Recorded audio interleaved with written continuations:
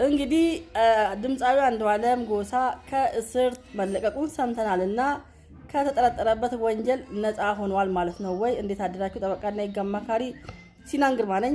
እንግዲህ እንደተከታተልነው ጉዳዩን ምንድነው መርማሪ ፖሊሶች ምርመራን ጨርሰን ወደ አቃቤ ህግ መዝገቡን ልከናል ብለዋል። አቃቤ ህጎቹም እንግዲህ የክስ መመስረቻ ጊዜ እንዲሰጣቸው ጠይቀው ተሰጥቷቸው ነበረ። በጊዜው ክሳቸው ስላልመሰረቱ የአንዱዓለም ጠበቆች የአካልን ነፃ የማውጣት ክስ መስርተው እንዲለቀቅ አድርገውታል።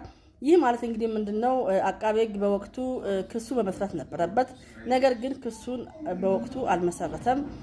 ስለዚህ ፍርድ ቤት ደግሞ ለቆታል። ያ ማለት ምንድነው እንግዲህ አቃቤ ህጎች ክሳቸውን የመመስረት መብት አላቸው። ቶሎ እንዲመሰርቱ እንጠይቃለን። በዚሁ አጋጣሚ የተለቀቀውም አንዱዓለም በዋስትና ነው። በዋስትና ማለት ምንድነው እንግዲህ ፍርድ ቤት ስትፈለግ መጥራት ይመጣልህ፣ ትቀርባለህ።